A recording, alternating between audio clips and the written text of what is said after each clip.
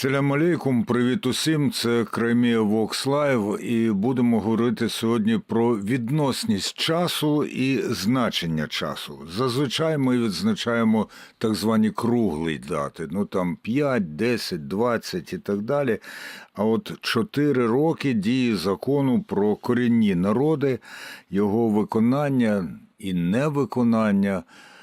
Оскільки роки такі, то беремо рік за 5 і виходить, що прожили ми і проборолися цілих 20. 1 липня 2021 року Верховна Рада ухвалила закон про корінні народи України, який набрав чинності 23 липня того ж таки 21 року, і закон визначив, хто такі корінні народи, розмежував їх юридично із національними меншинами, закріпив права на самоврядування, мову, участь у політичному житті. Сьогодні говоримо про цей закон, про виконання і часом невиконання із людиною, яка знається на цьому, серед тих, кого я знаю, скажімо так, мені здається, що найкраще, безпосередньо причетний і до ухвалення, і до дальших дій із цим законом. Це член Меджлісу кримсько-татарського народу і голова... От складне слово кримсько-татарське. Я прошу це залишити у записі, насправді, та... Це член Меджлісу кримсько-татарського народу і голова Кримсько-татарського ресурсного центру Ескендер Барієв. Доброго дня, слава Україні! Героям слава! І що цей закон, в принципі, передбачає? Стисло поняття корінного народу і хто в Україні корінні народи. В першу чергу, коли ми говоримо 4 роки, для історії це, можливо, не багато, але під час війни це дуже багато. Тому ж я їм пропоную їх рахувати за 20. Чому ми постійно говоримо про необхідність не тільки, щоб існував закон про корінні народи, але і працював він в Україні, тому що, дійсно, це питання взагалі закону корінних народів, воно почалося ще з 90-х років, і вперше в Конституції України в 2 статтях було визначено, що є корінні народи, але хто вони мали регулювати законодавчими актами, тобто законодавством України, законами України. На жаль, всі ці процеси йшли дуже довго, дуже повільно в Україні, і дуже важливо було в 2014 році, коли напередодні якраз того незаконного референдуму, коли Росія намагалася продемонструвати, що ніякий там кримський народ, це волевиявлення для того, щоб Крим там став частиною Російської Федерації. Тут дуже важлива була позиція корінного народу. І ми дійсно, розуміючи всі ці процеси, ми системно почали більш активно працювати в цьому напрямі. І тоді перше, що ми зробили, ми почали приїжджати сюди, зустрічатися з народними депутатами України. І крім того, тоді, і я пишаю, що я маю пряме відношення до цього, Меджліс кримськотатарського народу в 2014 році від 15 березня звернувся до Верховної Ради України, до всього українського народу, в тому зверненні підтримав повністю територіальну цілісність України, суверенітет України і задекларував своє майбутнє на реалізацію права на самовизначення іменно в Україні. І це дуже важливо, тому що потім, коли ми говоримо про міжнародні рішення, реакції інших країн, демократичних країн, міжнародних організацій, це дуже важливий елемент для того, щоб цим можна було далі, скажімо, користуватися Україні як державі, у якої захопили частину території. І далі, коли ми говоримо, вже з'явилася постанова Верховної Ради України на відповіддю на це звернення, в якому вперше були визнані корінними народами кримські татари, Карими та кримчаки, і крім того, там були визнані офіційними органами Курултай і Меджліс в Україні, і приєдналися Україна до Декларації ООН з прав корінних народів. І це дуже важливо було, і тоді було вирішено, що було доручено в рамках тої постанови Кабінету міністрів України розробити, законодавчо врегулювати це питання. А далі ми вже вже коли говоримо про 2014 рік, тоді ще міг з'явитися закон про корінні народи. Дійсно, в квітні 2014 року деякі депутатські групи, представники політичних партій зареєстрували законопроекти. Тоді був, я знаю, зареєстрований дуже такий непоганий проект закону про корінні народи представниками партії «Удар». А тоді, в тому числі, зареєстрував два законопроекти народний депутат Геннадій Москаль. Він тоді зареєстрував проект закону о статусі кримськотатарського народу і проект закону, там більше пов'язано було з відновленням прав колективних і корінних народів. Тоді дуже важливо було продемонструвати всьому світу, що є право на самовизначення відповідно до міжнародного права іменно корінного народу. І всі ці інсинуації політичні, які робить Російська Федерація, це все блеф, і на це не треба звертати увагу. От я слухаю вас, Ескандер Ага, і те, що ви сказали, це важливо для того, щоб Україна могла те-то, те-то і те-то. А чим це важливо для кримських татар, як корінного народу? Так, в першу чергу, взагалі, коли ми говоримо про корінні народи світу, то кримські татари, як і інші корінні народи світу, взагалі, хто такі корінні народи? Зараз кожний звичайний українець може відкрити закон про корінні народи, і там дійсно дуже така нормальна сформульована дефініція, хто є корінними народами України. Тобто зараз визначені кримські татари, карими, кримчаки, це автохтонне населення, яке сформувалося на території України, але має свою ідентичність, там мається на увазі мова, культура та інше, і є чисельною меншістю, і немає країни, материнської країни. Тобто це дуже чітко співпадає з міжнародними різними формулюваннями, тому що, в першу чергу, коли ми вже звертаємося до конвенції МОТ від 169, там більш так, приблизно так більше прописано.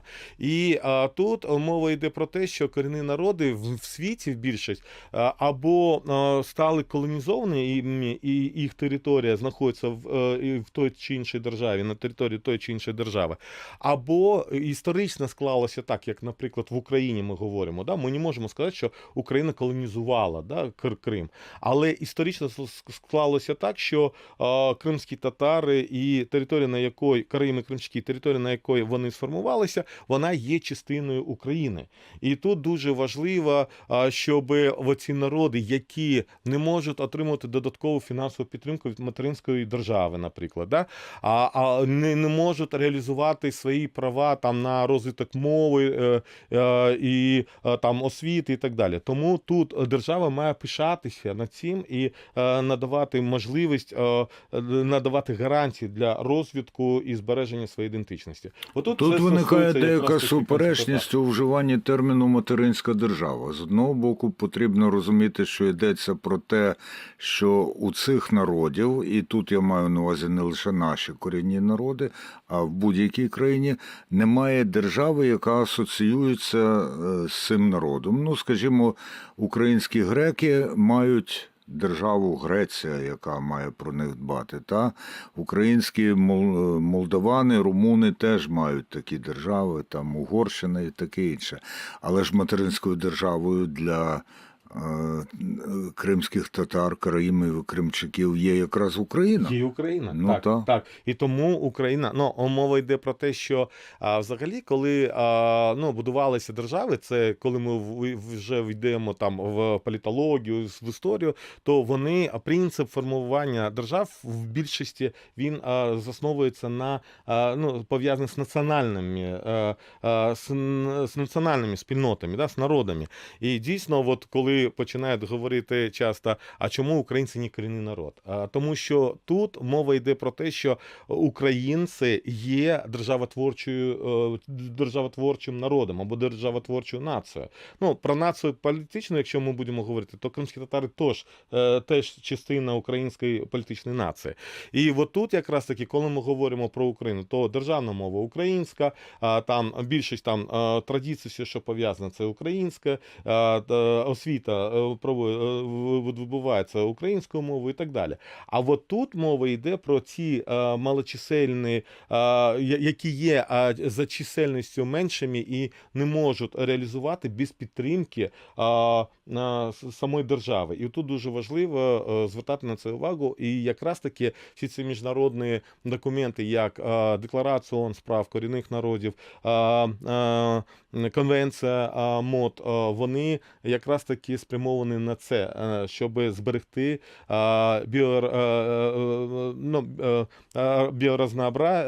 біорізноманітність і зберегти ідентичність. А які все ж таки от реальні дає права цей закон, окрім проголошених? Угу. Ну, що стосується самого закону, то в першу чергу, от чому я згадав 2014 рік, це дуже важливий був крок політичний для того, щоб була підтримка у України з боку інших держав. Це, по-перше, для того, щоб руйнувати ідеологію руського міра. Ну, я нагадаю, яка реакція була на прийняття цього закону. Були заяви неодноразові Путіна, були заяви Державної думи Російської Федерації, були дипломатичні переписки росіян з німецькими дипломатами та з французькими. І вони намагалися через дипломатичні зв'язки, щоб ці країни натиснули на Україну, щоб відмінили цей закон. Це по-перше. По-друге, що стосується самого закону, то тут якраз таки з'являються гарантії того, що гарантії на збереження мови, на розвиток мови, гарантії на освіту рідною мовою, гарантії про те, що необхідно створювати за допомогою, в тому числі держави, медіа на мові корінних народів. Здесь мова йде і право на самовизначення, коли корінні народи,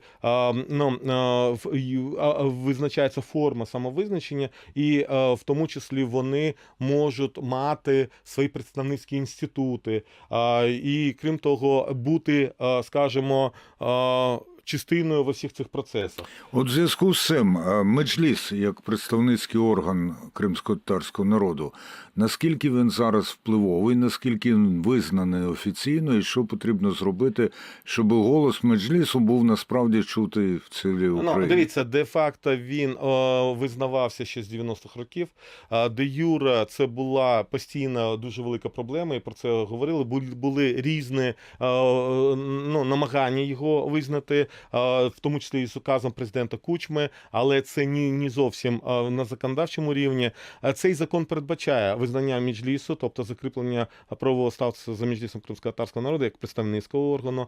Але, на жаль, досі в Україні це не зроблено. І, на жаль, це порушується законодавство України. От тут під час війни це злочин чи ні? Тут дуже велике питання. Тому що коли Росія намагається виправдовувати свою агресію проти України тим, що якоби там українці є нацистами, з іншого боку ми бачимо, що не вирішується законодавство України стосовно представницького органу. Тому що представницький орган дуже сприймається сьогодні на міжнародному рівні. Представницький орган, його представники можуть брати участь в тому числі в переговорних процесах і бути гарантами того, що Крим є частиною України. Це друге. Третє. Представницький орган має бути, тому що коли ми говоримо для роботи закону корінні народи, він більше такий рамковий і потрібно, щоб були підзаконні акти, тобто 17 підзаконних актів і зміни в інші закони України. І от тут якраз таки багато підзаконних актів залежить від того, чи є, чи нема представницького органу корінних народів. Наприклад, медіа, мови корінних народів. 51% акцій має належати представницькому органу. Якщо у нас Меджліс кримськотатарського народу де-факто визнаний, де-юре частково визнаний постановою Верховної Ради України, але він не має ні рахунку. І я би, як державник, в першу чергу дивився би на те, що для мене важливо було б, щоб Меджліс працював як представницький орган відкрито, прозоро. Останнє запитання в цій розмові Ескандер Ага. Наскільки я розумію, закон про корінні народи прямо не передбачає створення національно-територіальних автономій цих корінних народів.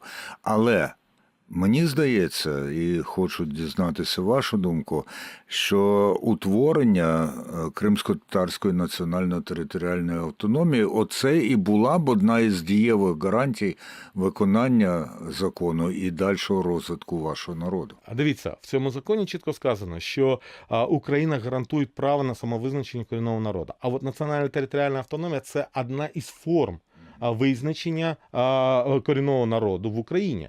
І тому національна територіальна автономія як форма, як форма реалізації права на самовизначення корінних народів і є, на мій погляд, і ми про це намагаємося багато інформаційних кампаній проводити, щоб українське суспільство розуміло все це. Дуже важливий механізм для реалізації захисту прав корінних народів з одного боку, і з іншого боку, дуже важливий демократичний механізм для того, щоб можна було стримати Крим, тому що після деокупації, я вам чесно скажу, маючи досвід з 1991 року незалежності України до окупації, що там, скажімо, надавати право прямого представництва, там буде все одно залишатися п'ята колона, яка буде дуже погано впливати на демократичний розвиток України. Ну що ж, після такої розмови подивимося і почуємо зараз, чи зможу я без запинки вимовити те саме заповітне слово. З нами був Ескендер Барієв. Він член Меджлісу кримсько-татарського народу і голова Кримсько-татарського ресурсного центру. А наступною співрозмовницею буде народна депутатка Таміла Ташева. Отже, Таміла Ташева, народна депутатка України нині і у дуже відповідальні 2022-2024 роки представниця президента в Автономній Республіці Крим. Ми тут говорили, Таміло Ханом, що ці роки у нас ідуть кожен за 5. Виходить, що ви 15 років були представницею. А насправді Таміла Ханум є однією з тих людей, які мене впроваджували поступово, наполегливо і дуже приязно до світу причетності до кримсько-татарської культури, за що я їй особисто дуже вдячний. Сьогодні будемо і далі обговорювати 4-річчя закону про корінні народи України. І на вашу думку, які права, гарантовані законом, зараз потребують найбільшої уваги там, де йдеться про їх втілення, і що досі, незважаючи на наявність закону, не забезпечено? Пане Андрій, дуже дякую, по-перше, за таку оцінку приємну. І дійсно, ми з вами знайомі давно і багато про питання культури і музики особливо говорили. І дякую за вашу власне роботу і на радіо, і на телебаченні. Власне, якщо відповідати на ваше запитання, ну, по-перше, дуже важливо, що цей закон є. І що ми його 4 роки тому прийняли. Дуже важливо, що цей закон був поданий від імені президента України, тобто він показав дуже потужний сигнал, що перша особа нашої держави, вона багато приділяє уваги питанню корінних народів, в тому числі одному з найбільш суб'єктних корінних народів – це кримським татарам. І тоді народні депутати прийняли його конституційною більшістю. Пам'ятаєте всі, напевно, що реакцію країни-агресора, і, зокрема, навіть президента цієї держави Володимира Путіна, який сказав, що там це фактично має ефект атомної бомби, вибухівки, що буцімто росіяни не вважаються тепер на території України корінними народами, взагалі, в принципі, не розбираючись у принципах і підходах міжнародного права щодо визначення, хто такі є корінні народи. Власне, закон, він в першу чергу закріпив статус представницьких органів, і що держава має проводити ефективні консультації з представницькими органами, зобов'язав, власне, створити, вірніше, не створити, а реалізувати право представницьких органів корінних народів на реєстрацію, і потім можливість отримання бюджетного фінансування. Це дуже важлива була складова, яку ми закладали у закон про корінні народи. Звісно, що це розвиток культури корінних народів, освіти і права на освіту мовами корінних народів закріпив. Це питання і яке, звичайно, що можна буде реалізовувати вже після деокупації ефективно, коли частину бюджетних коштів, наприклад, з природних копалин, які будуть видобуватися на території, де компактно проживають корінні народи, зокрема на території Криму, частина з цих доходів може бути розподілена і витрачатися на розвиток корінних народів. Можна створювати медіа, і ці медіа можуть фінансуватися з боку держави. Зрозуміло, що основна реалізація цього закону, вона, на жаль, припала вже на повномасштабне вторгнення, і з великою, ми всі розуміємо, зараз обмеженістю ресурсів. Але все одно держава, мені здається, все ж таки багато проєктів зараз реалізує, намагається підтримувати корінні народи. Я тут можу згадувати дуже багато конкретних дуже ініціатив з боку вже українського уряду. Згадайте одну. Згадаю одну і дуже символічну, яка дуже важлива для кримських татар. Це принаймні побудова пам'ятника, пам'ятного знаку в центрі фактично міста, присвяченого депортації кримсько-татарського народу. Місто Києва ви маєте на В увазі? місті Києві, В так, місті в місті Києві. Києві. Ну, буде час і в Акмезджиті, звичайно, встановимо. Відомому нині як Сімферополь. Ви знаєте, Таміла Ханум, я із тих екстремістів, які, можливо, не знаючи всього повністю, але за те, щоб уряд Автономної Республіки, національно-територіальної автономії створювати вже зараз, для того, щоб засвідчити про рішучість і кримських татар, і українського народу в цілому, і повернутися, і розбудовувати цю національно-територіальну автономію. Я розумію і мінуси такого підходу, але для мене дуже обнадійливе було те, що в червні Верховна Рада створила підкомітет з питань відновлення державної влади та місцевого самоврядування на тимчасово окупованих територіях, зокрема в Автономній Республіці Крим та місті Севастополя. Які функції на цьому підкомітеті зараз? Пане Андрію, не можу не відкоментувати вашу першу тезу. Звісно, що А я вона є так і дуже знав. важливою. Але варто все ж таки розуміти і роз'яснювати населенню нашим громадянам, що під час воєнного стану, дії воєнного стану, жодних змін до Конституції України вона не може бути внесені.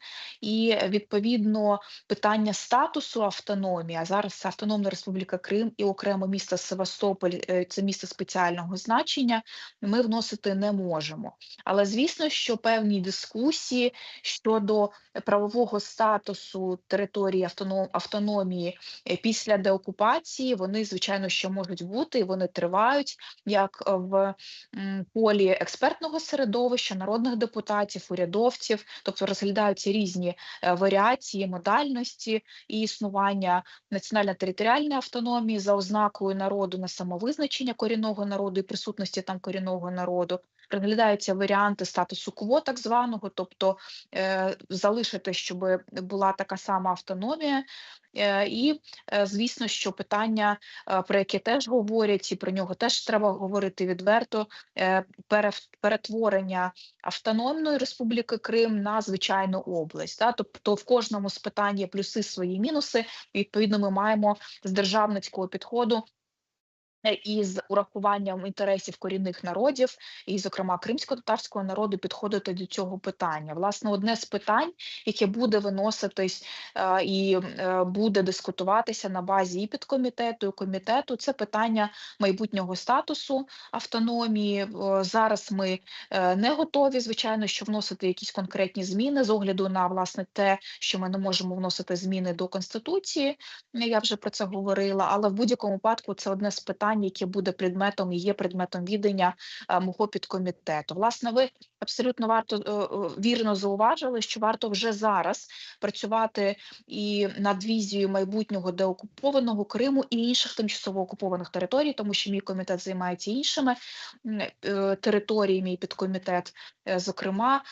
Це, звичайно, що питання відновлення влади на окупованих територіях. От дивіться, якщо говорити про Крим.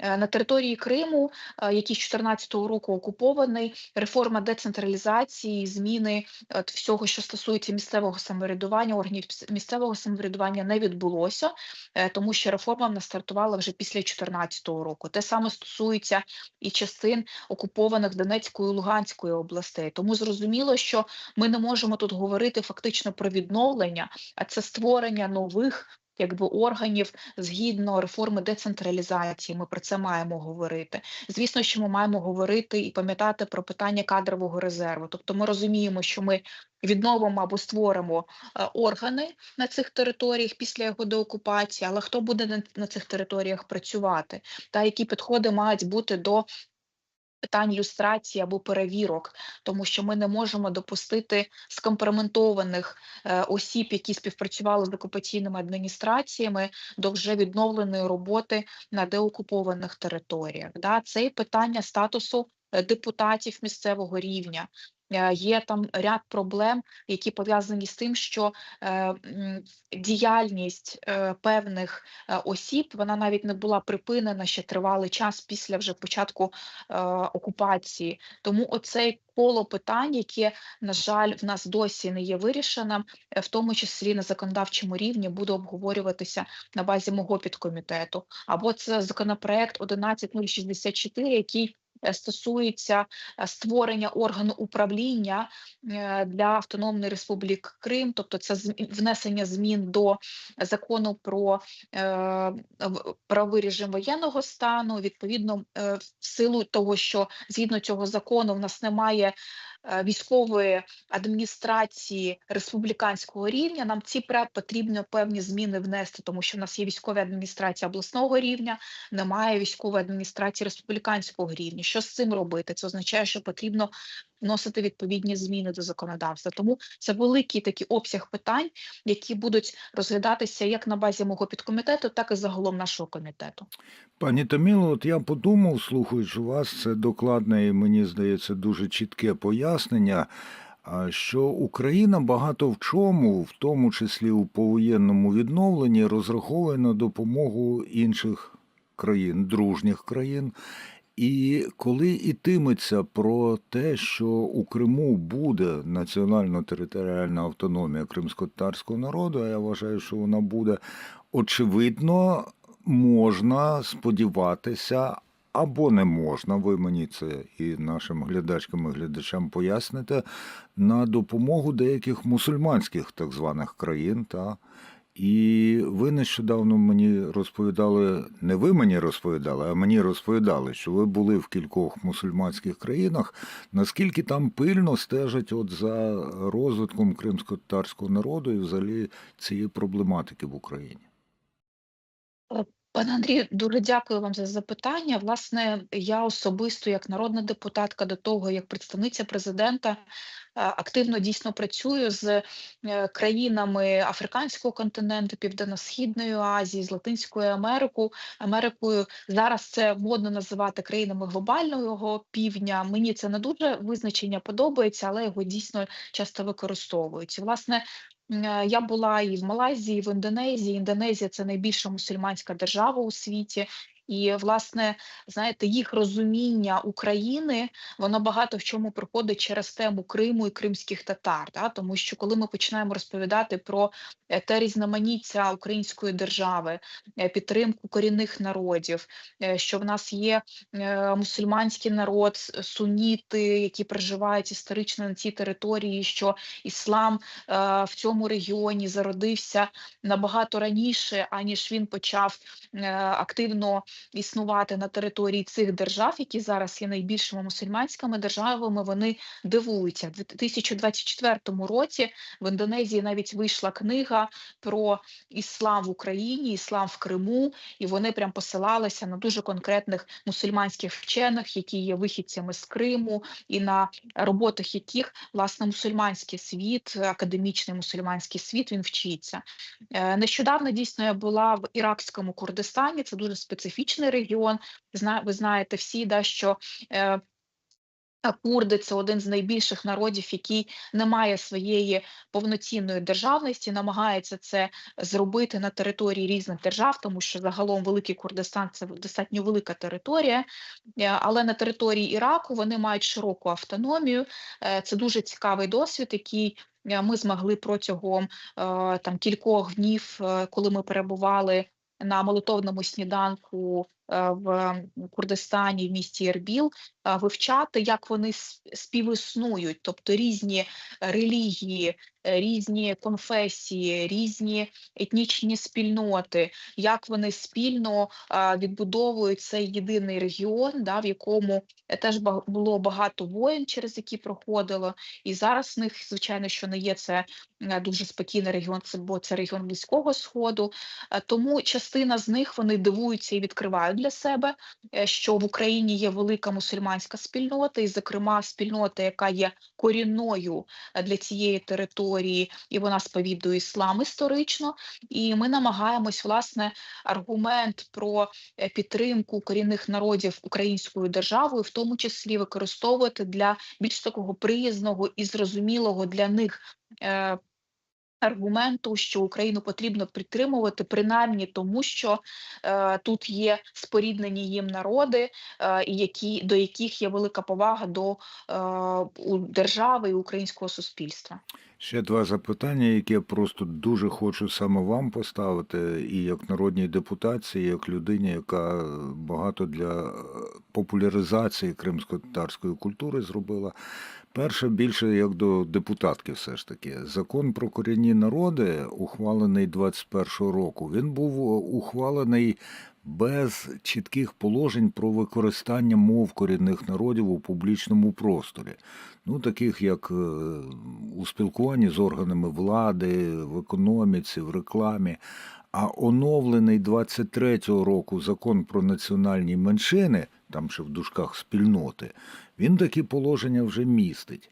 То наскільки потрібно зараз внести відповідні положення в закон про корінні народи, уже маючи досвід, так? І наскільки це можна зробити? Пане Андрію, ну, власне, знаєте, якщо чесно, якщо говорити про нормотворчість, то я проти того, щоб абсолютно все закладати на рівні закону. Тому що всіх моментів ми просто не врахуємо. І саме тому, власне, законодавець, і ми, коли писали цей проект закону, і звісно, що консультувалися із президентом, і з юристами Офісу президента, коли подавали його, то ми закладали все ж таки рамкові норми в цей закон.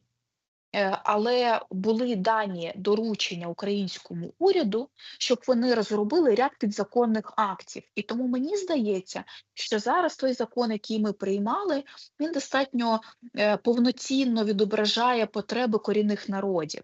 А вже вся решта роботи, яка пов'язана вже з дуже конкретними якимись регулюваннями, і в тому числі, які стосуються, власне, мови використання, вони можуть іти на підзаконку, тобто тими актами, які мають бути розроблені урядом. Я, до речі, нагадаю, що на рівні Кабінету міністрів була створена комісія з розвитку і підтримки кримсько-татарської мови, була, власне, прийнята стратегія розвитку кримсько-татарської мови на 10 років. Вона була прийнята, здається, в березні чи в кінці лютого 2022 року, фактично в момент, коли почалося повномасштабне вторгнення. Нас на рівні віце-прем'єр-міністра проходили під її головуванням, тоді ще це була пані Верещук, з співголовуванням мого і Ріфата Чубарова, засідання цих комісій.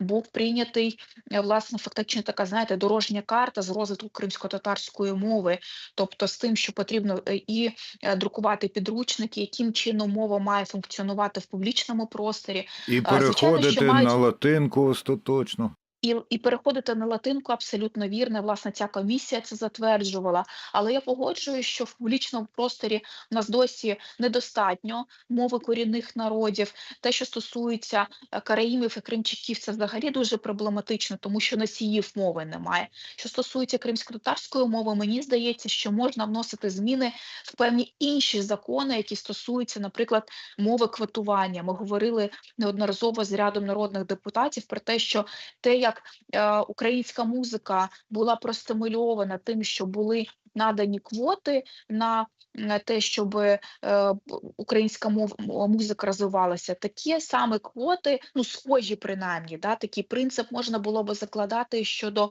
мови корінних народів, і це би стимулювало дійсно і радіостанції брати собі музику, якої є вже достатньо багато І кримськотатарською вона мовою. якісна, вона якісна. Пані Таміло, і ще одне запитання, от як до людини, ви, власне, підвели до цього, коли почали говорити про заохочення, стимулювання того, щоб ми частіше чули, ну, в даному разі, кримсько-татарську. Що потрібно в шкільних програмах зробити для того, щоб починати цю роботу якомога раніше? От я чув від деяких кримсько-татарських діячів, що ну нехай бодай 100 слів кримсько-татарських навчаться всі українські діти. І інші кажуть факультатив з кримсько-татарської мови. Інші включати обов'язково там в підручники не тільки з історії, а в книжки про живопис, музику, орнамент, архітектуру, кримсько-татарські мотиви. Наскільки спільнота кримсько-татарська до цього готова, наскільки ви можете допомогти нам краще знати? Дякую, пане Андрію. Власне, знаєте, в мене я би сказала, це така мрія, щоб кожен урядовець і законодавець зрозумів, що багато тем, і в тому числі тема корінних народів, мала бути такою, знаєте, наскрізною. Як, наприклад, у нас є тема гендеру, тема прав людини, щоб вона проходила через усе законодавство.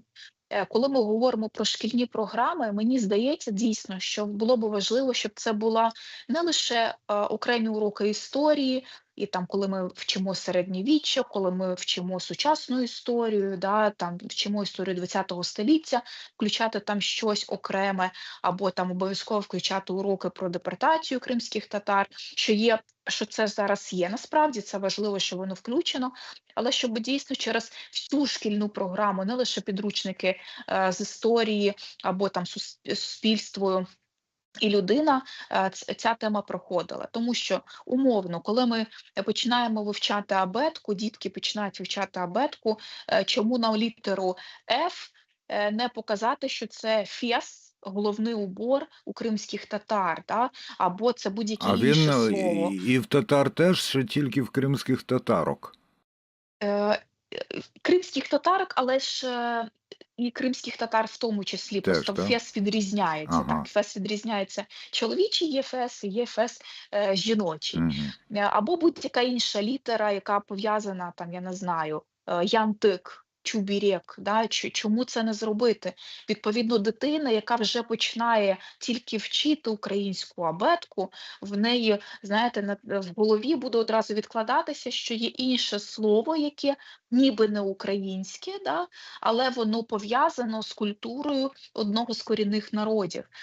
Коли будь-який інший предмет вивчається, то це можна робити насправді, роз'яснювати на такому рівні більш системного підходу до підтримки корінних народів. Тому мені здається, що це потрібно закладати не лише в окремих предметах, а все ж таки такою наскрізною програмою. Це могло би проходити через шкільну програму або університетську освіту.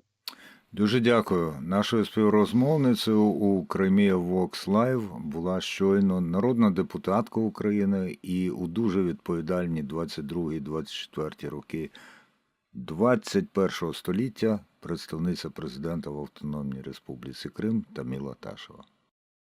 Дякую. Ну що ж, шановні, я, наприклад, навіть при цьому дізнався дещо нове.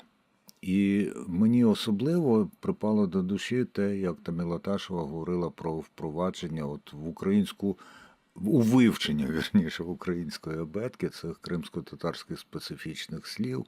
І завдяки тому, що вона сказала, я тепер знаю, що є не лише фес, який кримські татарки надягають на голову, і з певними такими невидимими шпильками буває корисно переколоти. А виявляється, є і чоловічі. Я обов'язково про це ще дізнаюся. Дивіться Кремія Vox Live. І не тільки думайте про те, що ми у цій країні не самі, а йдіть на зустріч, дізнавайтеся. Тоді і ви можете допомогти, і вам допоможуть. Доброго дня, це Кремія Vox. Ми тут говоримо про Крим, тому я би хотів, щоб ви підписались на всі наші соцмережі, зокрема на YouTube, де ви нас саме зараз і дивитесь.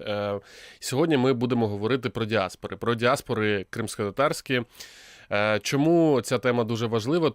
Тому що є декілька подій, які відбулись з кримськотатарським народом, а саме перша анексія Криму 1783 року, репресії в подальшому проти кримськотатарського народу, як фінальна точка 1944 рік і геноцид кримськотатарського народу, а саме депортація, 2014 рік нова окупація, 2022 рік повномасштабне вторгнення. Все це ті події, які призвели до того, що кримськотатарська діаспора наразі в більшості, сама численність кримськотатарського народу в більшості проживає не на території Автономної Республіки Крим, не на території півострова, а за його територіальними кордонами. От саме цю тему ми сьогодні обговорюватимемо з нашими гостями. До нас доєднався Юсуф Куркчі, перший секретар Посольства України в Узбекистані. І ми сьогодні, Юсуфбей, говоримо про діаспори кримськотатарські. І ми з вами знаємо, що наразі Узбекистан – це країна, куди масово були депортовані кримські татари, і, я так розумію, там залишається певна частина кримських татар. Яка частина кримських татар, і чи доєднались кримські татари після 22-го року, після того, як Путін об'явив про мобілізацію, чи стало більше кримських татар в Узбекистані теж? Доброго дня всім. Так, дійсно, кількість кримських татар, яка сьогодні є в Узбекистані, вона по різним оцінкам вона перевищує 40 тисяч, хтось дає 40 тисяч, якщо говорити про державні органи Узбекистану. Деякі експерти говорять про 60 тисяч. Треба сказати і треба звернути увагу на те, що перепис населення проходило тут теж десь на початку 2000-х років. Тому ситуація може кардинально відрізнятися від того, що є. Це перша частина, перша відповідь це відповідь на першу частину вашого запитання. А те, що стосується про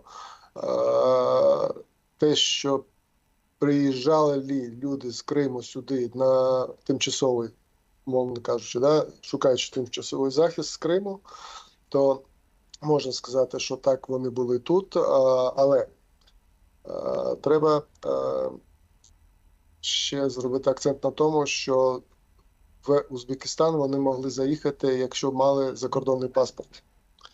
Закордонний паспорт країни, скажімо, окупанта. А в Казахстан вони могли в'їжджати по внутрішнім документам, не маючи закордонного паспорту. І динаміка була така, що в Киргизстані все ж таки було більше людей, які приїжджали оформлювати документи українські. І зараз більш стала така ситуація у нас тут в Ташкенті. Люди приїжджають, оформлюють документи, повертаються, приїжджають, забирають готові документи. Тобто процес, який раніше проходив, умовно кажучи, в Херсонській області стосовно наших громадян, які на тимчасово окупованій території, я маю на увазі Криму, то той процес документування, він більш-менш зараз перемістився, умовно кажучи, в Ташкент. Тобто це транзитна історія, люди виїжджають? Транзитна історія, тому що в Узбекистані немає спеціального якогось там режиму захисту, немає, скажімо, статусу біженців, всі вони тут перебувають на загальних умовах. І говорити про, умовно кажучи, єдиничні якихось випадки, що у людей є тут якісь близькі родичі, що вони приїжджають тут, знаходять роботу і якось тут живуть. Це просто скоріше за все, виключення, ніж, знаєте, е, ніж системна така історія. А наскільки взагалі побудована ця інфраструктура кримськотатарська, скажімо так, за цей час після і депортації, і після того, як ті, хто залишились на території Узбекистану, не повернулись, оці всі громадські організації або освітні інституції, культурні інституції, що є наразі, що ви бачили своїми очима?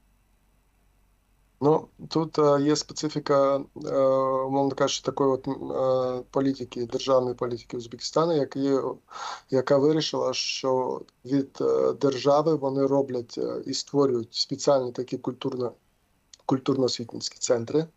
Майже всі національні культурні спільноти мають такі от центри, які зареєстровані відповідно до закону Узбекистану. Всі ці центри об'єднані в агенцію, яка певним чином фінансує, ну, вона, по-перше, є державною агенцією, вона фінансує ці всі спільноти. Я не знаю принцип розподілу грошей, я так розумію, що спочатку затверджуються якісь плани, потім в бюджеті появляється певна строка з певною сумою, яку вже та чи інша спільнота може на свої потреби, мовно кажучи, витрачати на збереження культури, там, на проведення якихось там національних свят і так далі. І також законом передбачено, що якщо є один такий центр, то створювати інший немає ніякого сенсу. Тобто держава забезпечила захист прав культурних, там, освітніх і так далі, створюючи такий центр від імені держави і фінансуючи.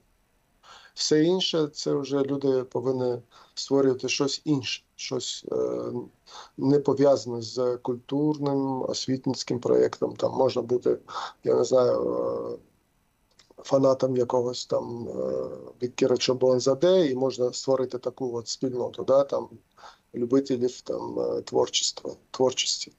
А створювати якісь освітні центри вже зась, тому що держава це вже зробила.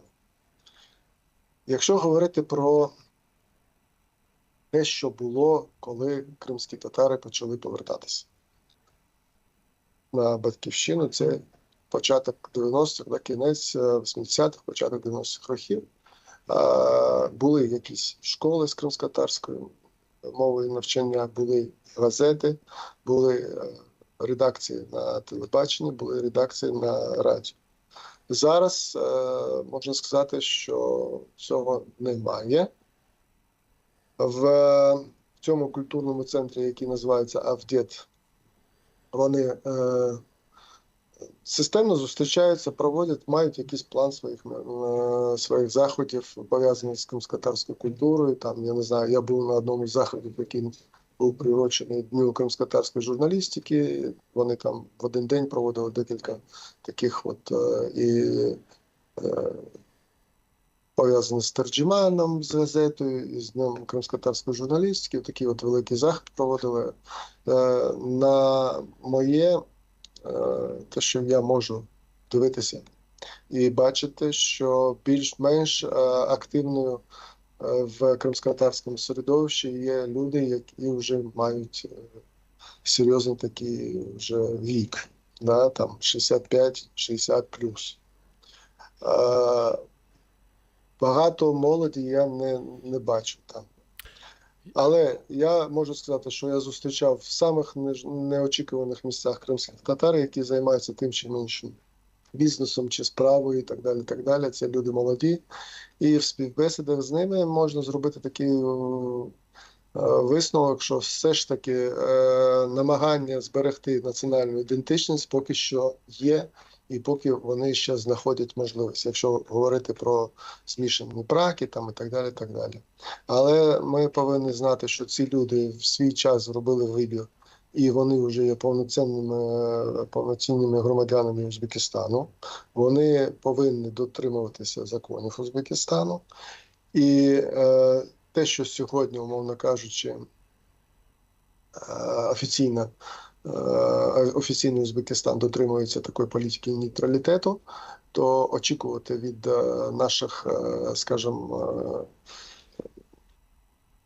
я не знаю, як від наших представників кримськотатарської діаспори очікувати якихось там, я не знаю, активності, це ж не можна. Але от я нашим слухачам скажу, організація називається АВДЕТ, ви сказали. АВДЕТ з Так. кримськотатарської – це повернення. А взагалі от ті кримські татари, які ходять в цю організацію на заходи і так далі, вони взагалі про репатріацію думають, чи це просто залишилось наразі в назві?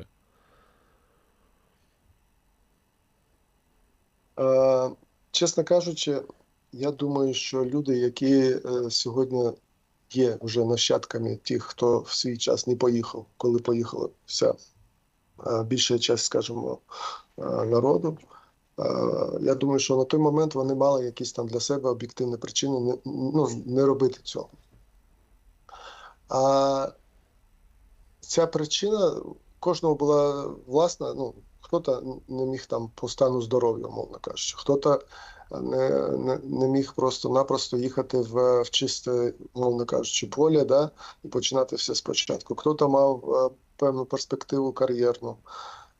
І якщо говорити про математичні такі от статистиці, то виходить, що біля 10% родин залишилося.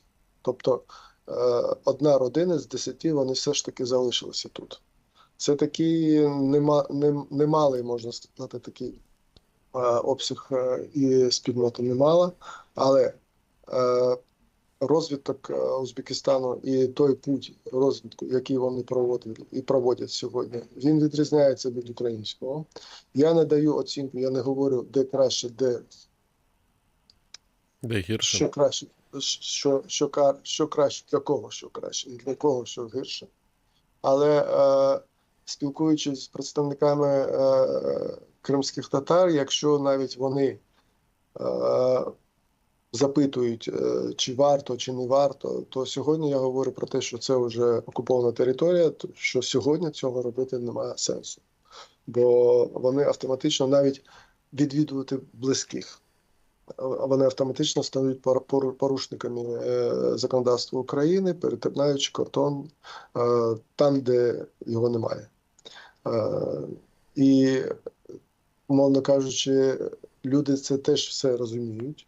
Вони більш активна частина, вони приєднуються до тих заходів, які проводить посольство, те, що стосується Дня кримськотатарського, Дня жалоби 18 травня, до Дня кримськотатарського прапору. От до таких заходів вони приєднуються, вони дуже, скажімо, відповідально до цього відносяться, але, на жаль, це дуже мала частина з тих, хто тут є.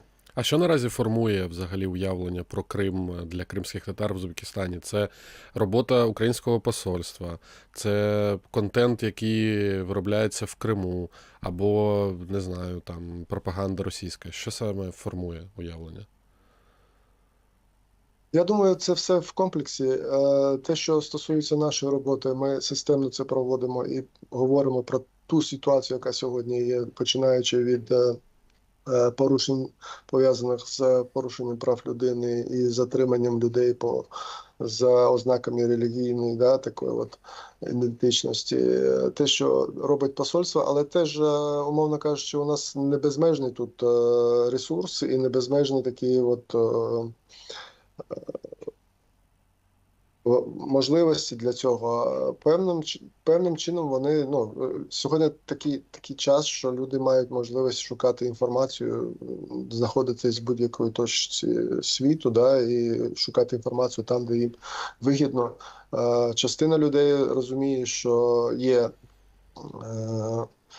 момент пропаганди, момент міфологізації з боку окупанта.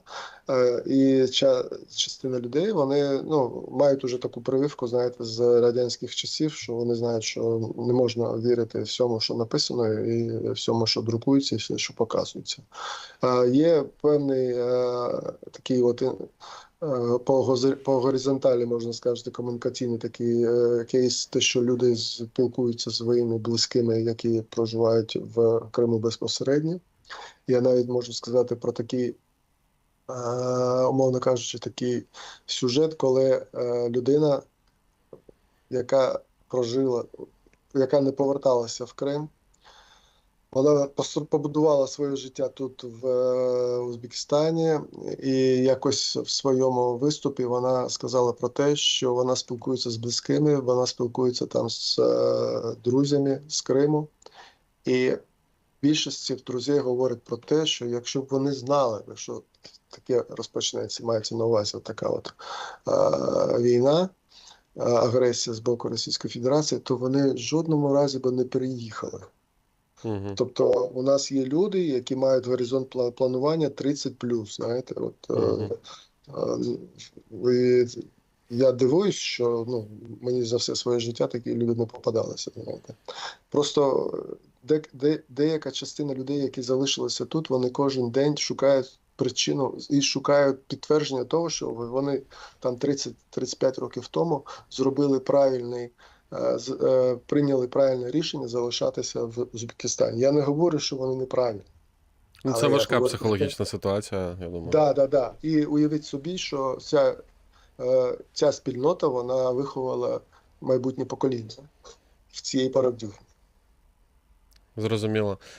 Юсуф Ага, до вас питання не тільки як до держслужбовця, скоріше більше не як до держслужбовця, а як до кримського татарина. От взагалі, наскільки реально через кримськотатарську діаспору в Узбекистані впливати на громадян Узбекистану, говорити про Україну сам вірні наративи, не ті, які, я думаю, дуже сильно превалюють через російську пропаганду в Узбекистані? Я думаю, що це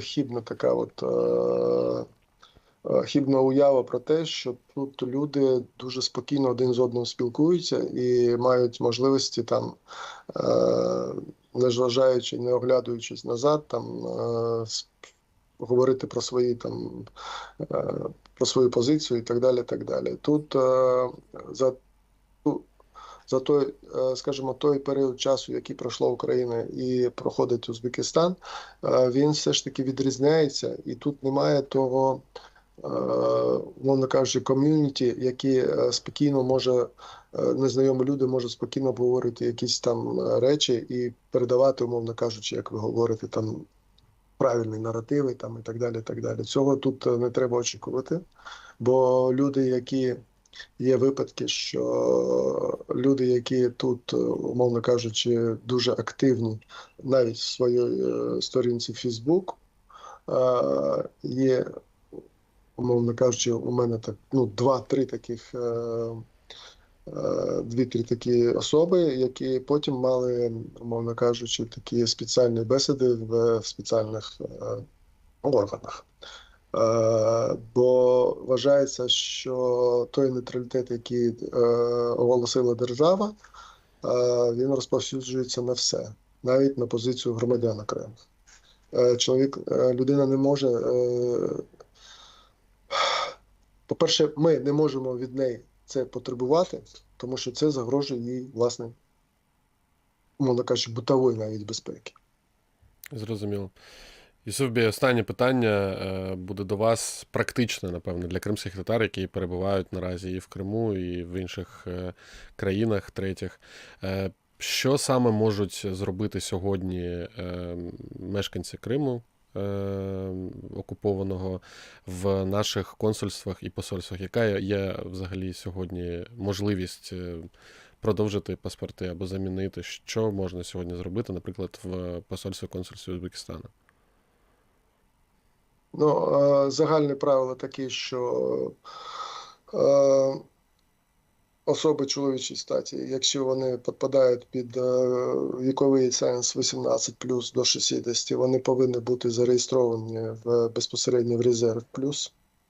І після того, що у них там оновлені дані, і це ми бачимо, що там є дата, коли останній раз ці дані оновлювалися, людина може звернутися за будь-якими послугами, які надають закордонні дипломатичні установи, консульські установи і так далі. Це починаючи від оформлення документів, те, що ви сказали, закордонних паспортів, оформлення довіреності, оформлення будь-яких документів, які пов'язані з послугами держави України, яка надається закордонними установами. В деяких країнах вони ширші, ніж, умовно кажучи, в тому ж Узбекистані.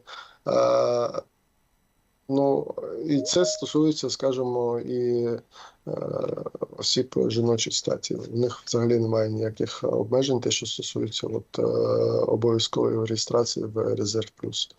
На жаль, сьогодні є проблема, яка пов'язана з електронною чергою, бо люди, які знаходяться на окупованих територіях, не завжди мають, навіть якщо вони мають документи українські, вони не завжди мають українську банківську картку для того, щоб зареєструватися в Дії, щоб потім, вже маючи застосунок в Дії, зареєструватися в ту електронну чергу там, де їм зручно отримати ту чи іншу консульську послугу.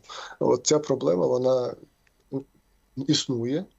Ну, ми пробуємо знаходити рішення в силу, скажімо, своїх можливостей і повноважень, але на це можна, ну, на це треба звернути увагу, тому що дуже багато людей, які після 2014 року підтримали гасла, що українська держава, в тому числі, що треба не втрачати зв'язок і оформлювати документи українського зразка, вони масово виїжджали і в Херсонську область, і оформлювали і свідоцтво про народження дітей, і свідоцтво про одруження, і паспорти. І зараз вже ми наближаємося до того терміну, коли той документ буде, умовно кажучи, срок його дійсності буде доходити до кінця, і треба буде оновлювати ці документи. От. Тому ми очікуємо такий собі, мовно кажучи, ажіотаж в цьому плані. І думаємо, що все, що залежить від нас, як від закордонної державної установи, ми будемо робити. Дуже дякую вам, Юсуф Бей, Чохсаунс Юсуф Бей. З нами був Юсуф Крукчі, перший секретар Посольства України в Узбекистані. І ми продовжуємо нашу розмову про кримськотатарські діаспори. І зараз будемо говорити з Ельвісом Чолпухом, з представником кримськотатарської діаспори в Німеччині. Ельвіс Бей, селям алейкум. Алейкум селям. Ельвіс Бей, хотів би, я особисто знаю про історію того, як ви опинились в Німеччині. Могли би розказати, як саме про вашу історію і як саме почалась утворюватись кримськотатарська діаспора в Німеччині? Ну, мій шлях до Німеччини почався в 24 лютого 2022 року, після початку повномасштабного вторгнення Росії, коли я зрозумів, що далі перебувати в окупованому Криму вже не зможу, і тоді опинився в Німеччині. І варто зазначити, що з цього періоду, власне, і почалося формування нашої нової кримської діаспори в Німеччині, тому що багато наших співвітчизників були вимушені покинути свою батьківщину через свою антивоєнну позицію. І з того часу ви почали розповідати громадянам Німеччини про те, хто саме кримські татари. Це так почалося? Так, звичайно, це, в принципі, починалося з банальної комунікації, знайомства з всіми новими людьми, з якими доводилося знайомитися в Німеччині. Починалася розповідь про Крим, про те, представником якого народу я є, і що взагалі трапилося, і про свій шлях і шлях нашого народу. Ви заснували культурний центр Кірмен в Німеччині. Розкажіть, будь ласка, що саме, чим саме сьогодні займається цей центр?